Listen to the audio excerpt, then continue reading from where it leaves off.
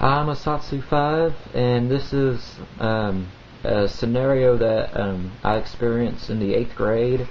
Kind of has to do with self-defense, but even though there was no physical contact, but I did have a bully this one day in the 8th grade in science class, and pretty much what happened is me and my buddy were lab partners. We went to a lab table, started walking, and then these three other guys, only one of them was really a bully, and they came over to our table on the other side and sat down. And you know, it was, I can't remember exactly what they were picking on me about. I want to say it had to do something with my voice or accent, which for some reason just really creeps certain people out. Certain people just don't like my voice for some reason. Anyways, the guy that was picking on me was calling me names, got a little bit of physical, and you know, he never just straight up came up and beat me up, but as you would walk by, you know, he'd come by and punch me in the back, call me names, you know, this, that, you know, all that kind of stuff. Anyways, what ended up happening was I asked my lab partner to borrow his combination lock for his locker, and I looped it around my middle finger like a knuckle duster, and I just kept it under the table for a while. And as this guy was bullying me, he finally came up and said, "What are you going to do? Get your brother after me?" Because my brother is a lot stronger than me. He loves to walk out with lifting weights and stuff. I don't necessarily like lifting weights. It's not fun for me, but I'm getting off subject. And anyways, at the time, my brother was taller than me. He was stronger than me, and you know, he was a pretty intimidating guy.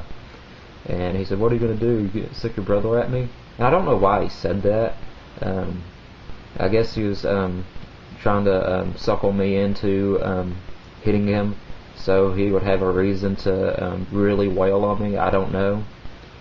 But anyways, I brought the combination lock out, and I started banging, you know, on the lab table. And I said, "No, I can take care of myself." And I just continued hitting the the lab table. And even though I got the desired outcome, he never bothered me again. Next time I saw him, he was real nice. You know, and it didn't escalate into anything further than that.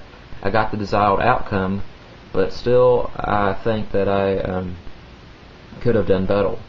One of my subscribers, Icy Chat, said he mentioned this, and I realize this now, not when I was younger, that if it were to get physical, that I could have gotten a lot of trouble for using the combination lock for assault with a deadly weapon, and a couple other things.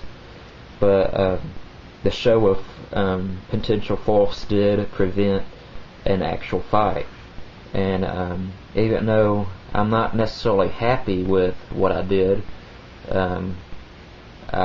here's a few other ways I think it could have played out, and I would have benefited from a lot better. I would have benefited from playing it out this way, I believe, and there wouldn't have been the risk of me getting in trouble with the law or with school, and I think it would have just been a better way out.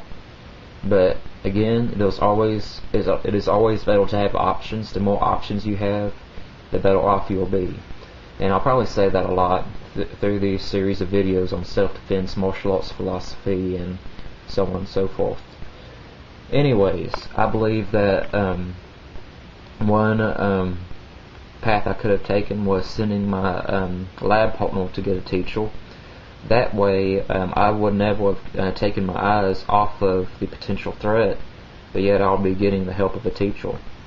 Secondly, I could have just moved to a different table, me and my lab partner, even though we were at that lab table first. We were minding our own business, and they showed up. You know, as soon as they started, you know, giving us grief, I could have just walked off and left. But most of y'all would probably realize that most guys don't walk off. It's something biological, you know. It's just, I guess it's testosterone, I don't know, but a lot of guys, knowing, not thinking at the time, would rather stay and fight and then just run off. I don't know if it's because we don't want to submit or what, but a lot of guys have to prove how tough they are. And you know, plus if you walk off, even though you would be doing the quote unquote right thing, it can lead to future bullying, future abuse and harassment, because you label yourself as an easy target.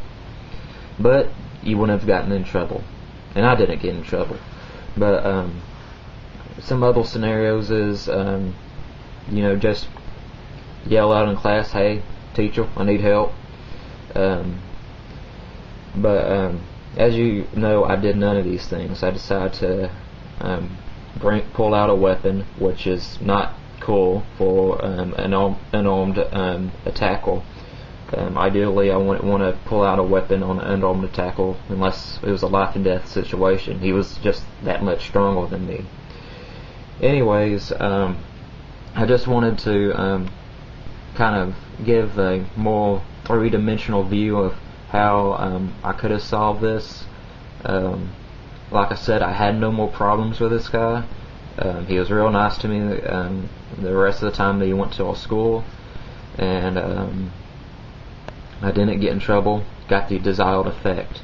But really, a weapon should be the last option, especially in a school type setting. Now, this also shows how easy it is to have a weapon advantage over someone in a school setting.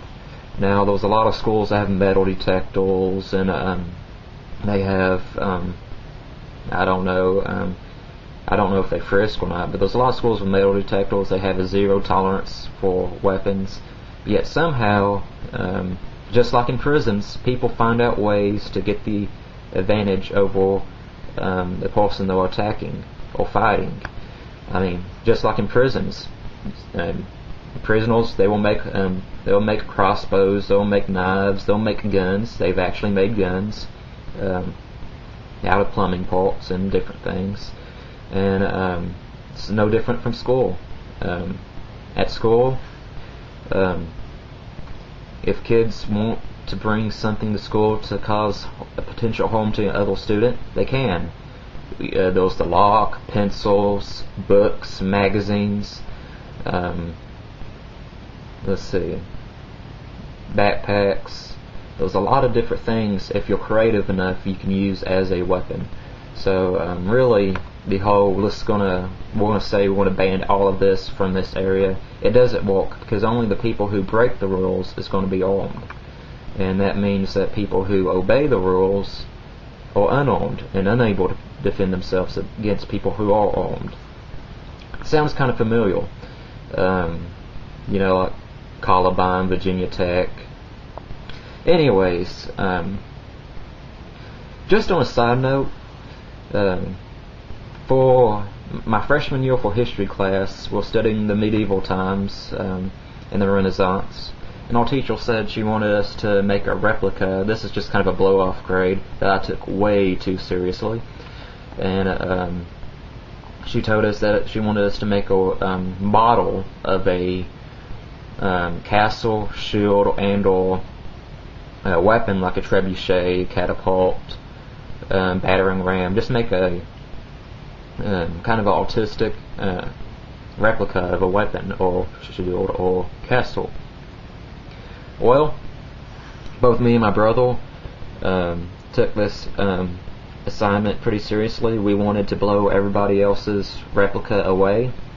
So I made a cannon, and my brother made a crossbow. Now, the funny thing is, both my cannon and his crossbow were functional.